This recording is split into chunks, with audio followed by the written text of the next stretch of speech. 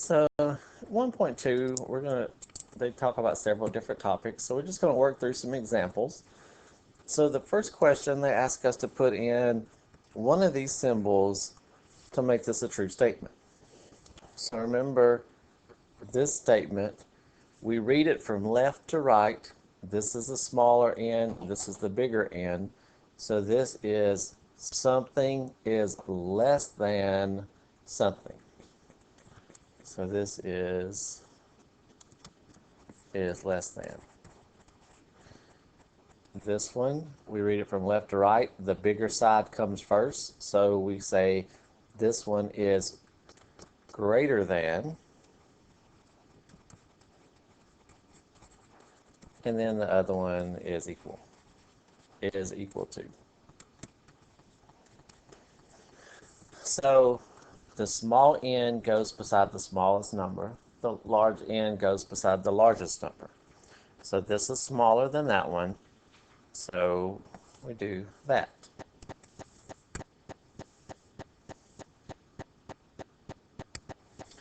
All right, the next one, we'll do the same thing. So we're comparing negative 16, and this one's positive 16. So if you ever get confused, you can think about putting numbers on a number line. 0 is in the middle, positive numbers go to the right, negative numbers go to the left. So we'd have like 1, 2, 3, 4, 5, and eventually we'd have positive 16 down here. And if we go to the left, we'd go 1, 2, 3, 4, 5, and eventually we would get to negative 16. So that's where those two are. So the larger number is always the one that is farthest to the right. So this one is the larger one. So we put the symbol in between these that has the larger n on the side of the 16. So it would go like that.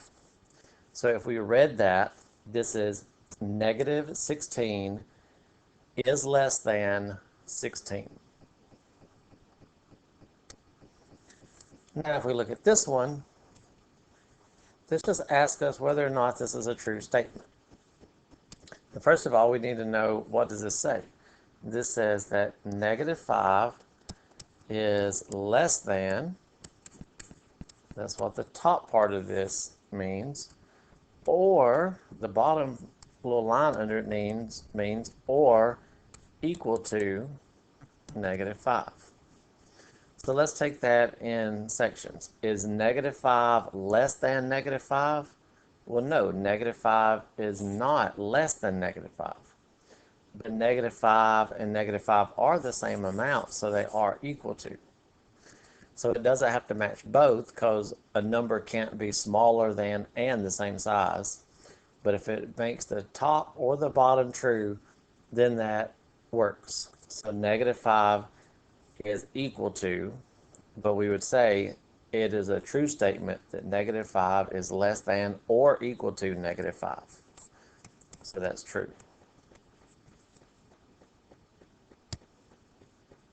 So then they give some questions where they ask us to translate something into algebraic notation. They give us a statement and then they want us to translate that. So 9 is greater than or equal to 1. So 9 is greater than or equal to, well, greater than looks like this, or equal to means we put a line underneath it. And then we put a 1. So 9 is greater than or equal to 1.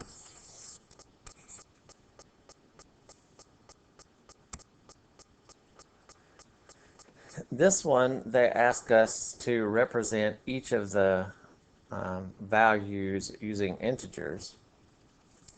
So if someone deposits money in an account, that account is gaining. That's a positive thing to put money into your account. So the deposit would be represented by a positive $833. Or you could just write that 833. Then the same person withdrew $73. If you're withdrawing, you're taking away, you're making it go down. So an integer that would represent a withdrawal would be a minus or a negative 73. And if it's negative, we do have to put the mark to indicate it's negative. But if it's positive, the sign is understood.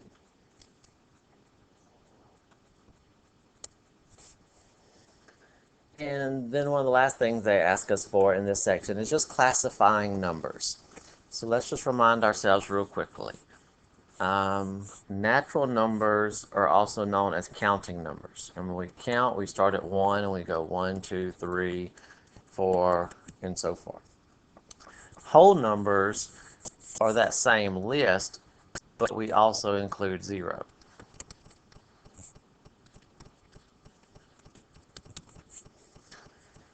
Integers are whole numbers and their opposites.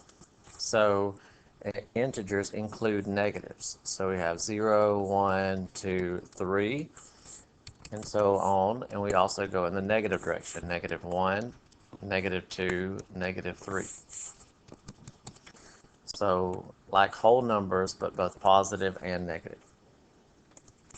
Rational numbers, keyword here being ratio, are numbers that can be written as fractions. So 1/3 is a rational number that can be written as a fraction.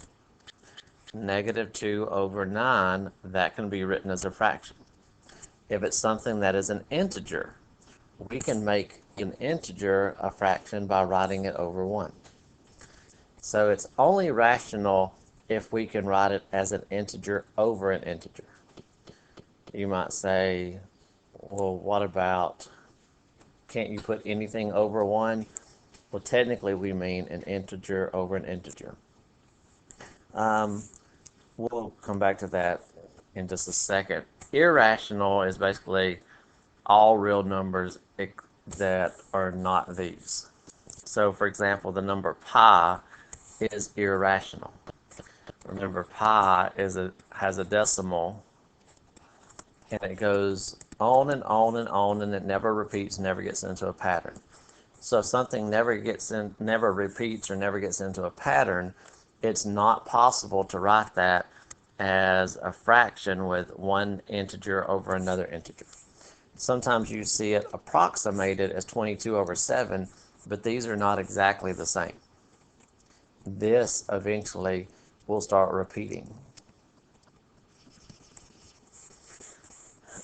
So you might say, well, what, can't I just make that into a fraction by putting it over 1? Well, that's not an integer, so just making it a fraction doesn't make it rational.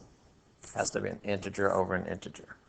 Another example of irrational numbers are square roots of numbers that are not perfect squares. So like 4 is a perfect square, meaning that 4 is 2 times 2, or the square root of 4 is 2, the square root of 9 is 3. We don't deal a whole lot with square roots right now, but a number like 5 is not a perfect square, meaning that it's not a number times itself. See, 4 is 2 times itself.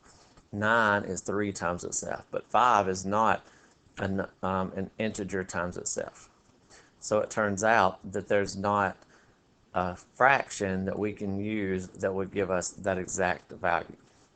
If we were to take out our calculator and do the square root of 5, we would get a long list of decimals that goes on and on and on and on and on. Real numbers, all of these things fall into the category of real numbers. It's anything that's not imaginary, and we don't deal with imaginaries right now. Imaginaries are square roots that have a negative underneath. So everything we're going to deal with right now is real. So 8/9, that's not an integer. It is a real number. It's rational because it's made into a fraction. If it's rational, then it's not irrational. You can either be in this category or this category, not both. It's not a whole number, and it's not a natural number. So it's a real number and rational. Those are the categories it fits in.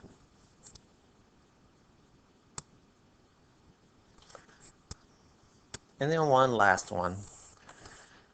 They ask us to put in the correct symbol. So this one actually requires a little bit of work first. So the absolute value, these bars mean the absolute value. So this is asking what is the absolute value of -8?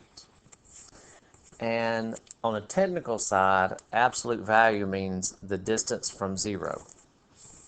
If you're starting at 0, it's how far do you go to get to that number. Well, if I'm starting at 0, I would go 1, 2, 3, 4, 5, 6, 7, 8 places to get to -8.